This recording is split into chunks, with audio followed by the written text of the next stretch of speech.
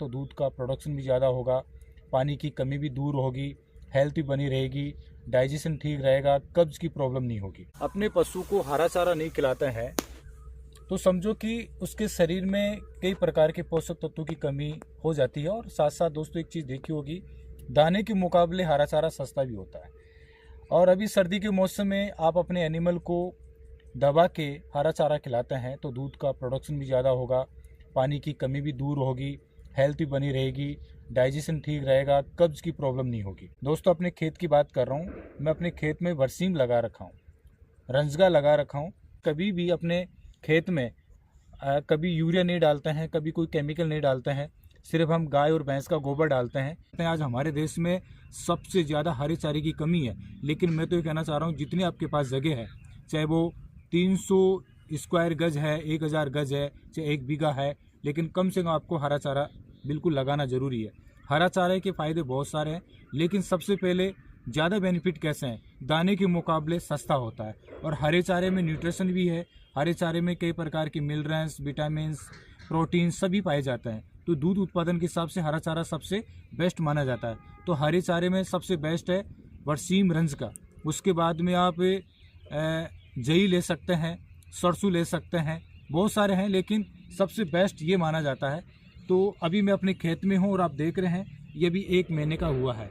1 महीने का हुआ तो अब हम इसकी एक बार फर्स्ट कटाई कर रहे हैं और जैसे जैसे इसकी दोबारा कटिंग होगी तो और भी ज़्यादा फैलता जाएगा, क्योंकि उसकी जो जड़ें हैं वो ज़्यादा ग्रो करेगी और इसकी ब्रांच ज़्यादा फूटेगी।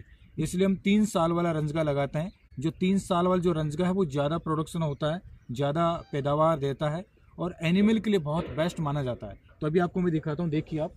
अब इसमें इस रंजगे में हमने मूली भी डाल रखी है। मूली हम सब्जी के काम में ले लेते हैं, पत्ते हैं वो एनिमल को खिला देते हैं और ज़्यादा मूली होती है तो वो भी हम अपने एनिमल को खिला देते हैं। इसी साथ साथ अब इसमें कुछ सरसों भी हमने डाली है और बीच बीच हम छोड़ते जाएंगे सरसों को।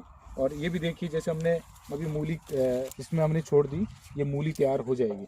तो सबसे बेस्ट जो मानी गई है दोस्तों, वो मानी गई है सबसे बेस्ट हरा चारा है वो बरसीम, जिसको रंजगा बोलते हैं। तो आप अपने एनिमल को हमेशा हेल्थी रखना चाहते हैं, स्वस्थ रखना चाहते हैं और दूध उत्पादन ज़्यादा लेना चाहते हैं तो आज ही आप हरा चारा अपने एनिमल को खिलाइए। और खिलाना कैसे है, 50% हरा चारा लेना है और 50% लेना है सूखा चारा। इस रेशो से, इस अनुपात से खिलाना है, यानी 1:1 के रेशो से, यानी 50-50% हो गया। ऐसे खिलाने से कभी प्रॉब्लम नहीं होगी। यदि आपके पास हरा चारा ज़्यादा है तो आप 70% हरा चारा ले सकते हैं, 30% सूखा चारा ले सकते हैं। लेकिन हरा चारा आपको पूरा नहीं खिलाना है, उसमें 30% तो कम से कम आपको सूखा चारा मिलाना है। यदि आप ऐसे खिलाते हैं तो कभी उनको दस्त होने की संभावना नहीं होगी। और यदि 50% के हिसाब से खिलाते हैं तो हमेशा आपका एनिमल हेल्थी रहेगा, कोई दिक्कत नहीं होगी। और हरा चारा दोस्तों पानी की कमी को दूर करता है, इसमें कई प्रकार के मिनरल्स है, प्रोटीन है। तो आज ही आप हरा चारा खिलाना शुरू कीजिए। और अभी भी शायद इस सर्दी के मौसम में जो बरसीम है, रंजगा है, वो बेस्ट माना जाता है। बल्कि गर्मी के मौसम में आपको मैं कुछ और बताऊंगा। इस वीडियो को लाइक और शेयर करें। फिर मिलते हैं दोस्तों नए अपडेट के साथ। जय जवान, जय किसान, खमा गनी, नमस्कार।